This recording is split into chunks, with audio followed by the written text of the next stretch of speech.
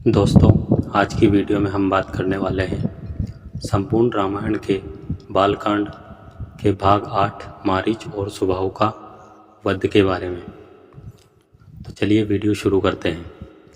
संपूर्ण रामायण के बालकांड भाग 8 मारीच और सुबाहु का वध।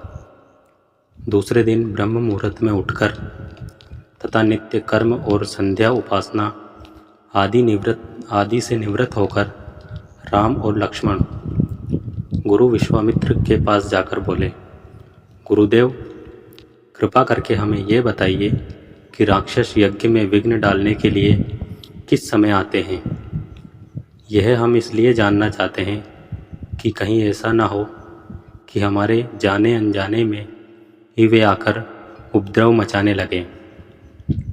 दशरथ के वीर पुत्रों के इन उत्साह भरे इन वचनों को सुनकर वहाँ पर उपस्थित समस्त ऋषि मुनि अत्यंत प्रसन्न हुए और बोले, हे रघुकुल भूषण राजकुमारों, यज्ञ की रक्षा करने के लिए तुमको आज से 6 दिनों तक रात्रियों तक पूर्ण रूप से सावधान मुद्रा में और सजग रहना होगा। इन 6 दिनों में विश्वामित्र जी ने मौन रहकर यज्ञ करेंगे। इस समय भी वे तुम्हारे किसी भी प्रश्न का उत्तर नहीं दे सकेंगे, क्योंकि वे यज्ञ की दीक्षा ले चुके हैं। सूचना पाकर राम और लक्ष्मण दोनों भाई अपने समस्त शस्त्रार्थों से सुसज्जित होकर यज्ञ की रक्षा में तत्पर हो गए। 5 दिन और 5 रात्रि तक वे निरंतर बिना किसी विश्राम के सतर्कता के साथ यज्ञ की रक्षा करते रहे, किंतु इस अवधि में किसी भी प्रकार की विघ्न बाधा नहीं आई। 6वें दिन राम ने लक्ष्मण से कहा, भाई सौमित्र, यज्ञ का आज अंतिम दिन है और उपद्रव करने के लिए राक्षसों की आने की पूर्ण संभावना है। आज हमें विशेष रूप से सावधान रहने की आवश्यकता है। तनिक भी असावधानी से मुनिराज का यज्ञ और हमारा परिश्रम निष्फल और निरर्थक हो सकते हैं। राम ने लक्ष्मण को अभी सचेत किया ही था कि यज्ञ सामग्री, चमच, समिधा आदि अपने आप भभक उठे। आकाश में से ऐसी ध्वनि आने लगी जैसे मेघ गरज रहे हों और सैकड़ों बिजलियां तड़क रही हो। इसके पश्चात मारीच और सुबाहु की राक्षसी सेना रक्त, मांस, मज्जा, अस्थियों आदि की वर्षा करने लगी।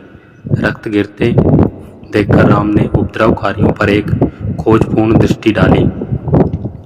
आकाश में मायावी राक्षसों की सेना को देखकर राम ने लक्ष्मण से कहा, लक्ष्मण, तुम धनुष पर शर संधान करके सावधान हो जाओ।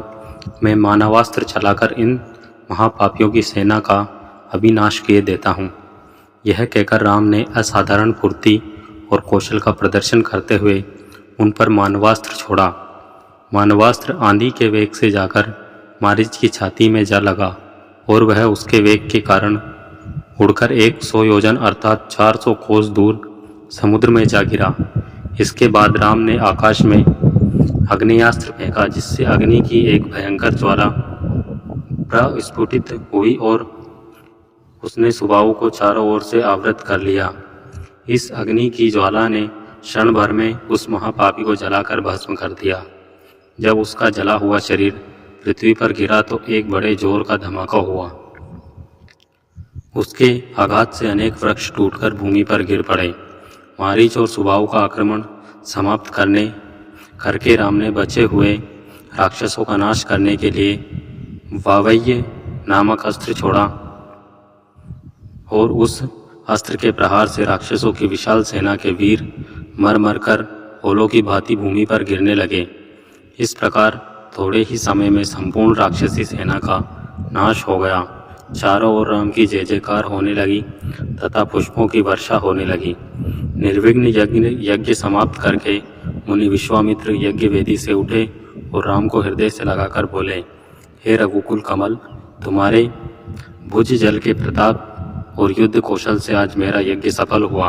उपद्रवी राक्षसों का विनाश करके तुमने वास्तव में आज सिद्धाश्रम को कृतार्थ कर दिया। तो दोस्तों, ये वीडियो थी संपूर्ण रामायण के बालकांड के भाग 8 मारीच और सुबाहु का वध की। तो ये आपको कैसी लगी हमें कमेंट करके ज़रूर बताएं, और वीडियो अच्छी लगी हो तो वीडियो को लाइक, शेयर और ऐसी और वीडियोस के लिए बने रहे हमारे यूट्यूब चैनल के साथ। वीडियो में अंत तक बने रहने के लिए आपका धन्यवाद। जय श्री राम।